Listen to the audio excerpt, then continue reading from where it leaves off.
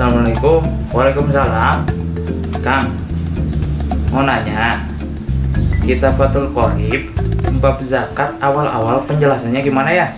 Aduh, pangresa punten ieu mah sanes abdina nu tara paham. Tapi pan pangresa nu leuwih jago tibatan abdi, mondokna ge pan leuwih kebal pangresa atuh. Jadi paham enggak ini teh? Hampura ya mau pangresa yang paham abdi teh. Oh, ya udah tuh.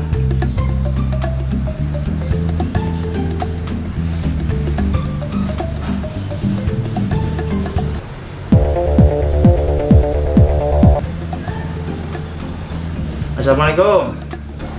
Waalaikumsalam. Kang, punten iya pengen nanya, penjelasan Kitabatul Qorib bab zakat awal-awal gimana ya? Oh, itu mau penjelasannya begini.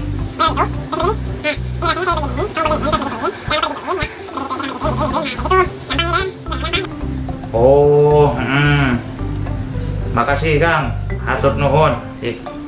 Waalaikumsalam.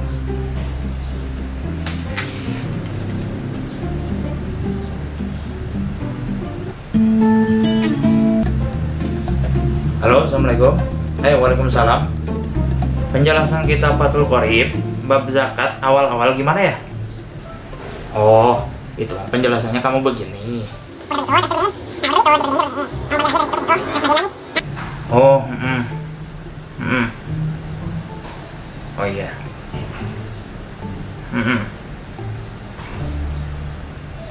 Tumben ente bisa tahu. Tahu dari mana? Itu tahu dari Kang Maman.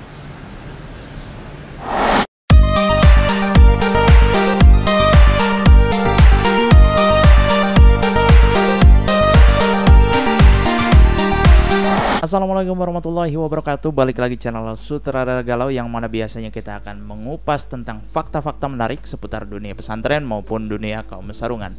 Setelah kalian tadi melihat intro ataupun kalian melihat video pendahulu, kita kadang biasanya suka kesel sama teman-teman kita yang kadang kalau kita tanya tapi mereka malah ngejawab, ah kamu kan lebih pinter, ah kamu kan turunan yang bagus, masa nggak ngerti, ah kamu kan mondoknya lebih lama daripada saya, masa gitu aja nggak tahu, harusnya saya nanya ke kamu bukan kamu nanya ke saya. Yang santri, santri, mas santri, mbak santri, teteh santri, tolong kalau ada teman yang pengen nanya itu harusnya dijawab, bukan berarti kalian harus melemparkan tanggung jawab menjawab kalian pada si penanya tersebut. Yang namanya orang nanya kan emang nggak tahu, bukan berarti orang tersebut pengen ngetes tiba-tiba kan, kecuali dalam suatu forum tertentu. Nah, buat gue sendiri hal ini cukup menarik untuk dibahas karena memang saya sendiri sering banget ngalamin yang namanya hal kayak gini.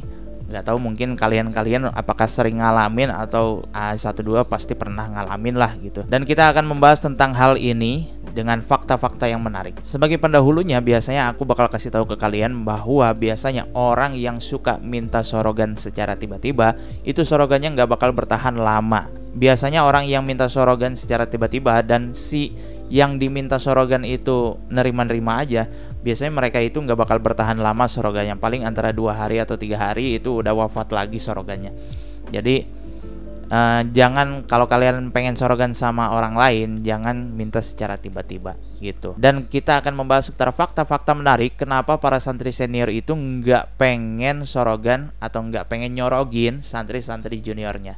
Yaitu ada 4 fakta menarik. Yang pertama yaitu adalah karena mereka itu sebenarnya bisa, mereka itu sebenarnya mampu, tapi mereka itu malu. Kan ada sebenarnya orang-orang yang pintar secara akademik maupun secara bidang-bidang tertentu, tapi mereka itu malu untuk menyampaikan. Kebenaran itu dipendam oleh dirinya sendiri gitu loh. Jadi nggak disebarluaskan sama orang-orang yang lain yang ada di sekitarnya. Jangankan disebarkan, orang nanya aja sama dia nggak dijawab, malah dia melakukan hal yang seperti ada di video awal tadi. Dia bakal melempar tanggung jawab menjawabnya itu kepada si penanyanya. Dan ini malum aja karena memang karakteristik dari tiap-tiap orang itu beda-beda kan. Ada yang memang pemberani, ada yang memang pemalu, ada juga yang beraninya pada forum-forum tertentu saja. Jadi ya malum aja sih. Jadi kamu harap bersabar dengan karakteristik santri yang satu ini. Yang kedua, mereka itu suka menolak. Kenapa mereka itu suka menolak? Karena mereka itu belum tentu bisa istiqomah. Seperti yang tadi dijelaskan di awal, mereka itu kan yang namanya ngajar. Yang namanya ngajar nih, yang namanya nyorogin, itu bukan sebatas kita itu ngasih materi sama orang, kita itu ngasih materi ke santri yang lebih junior, tapi kita itu bakal diuji dengan keistiqomahan kita. Jadi yang namanya ngajar itu harus secara kontinu, harus secara terus menerus gitu.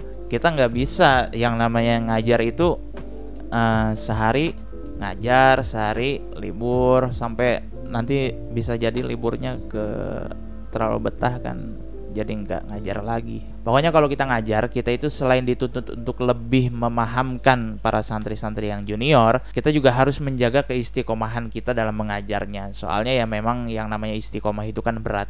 Kalau memang yang namanya istiqomah itu berat, ya setidaknya mendekati istiqomah lah.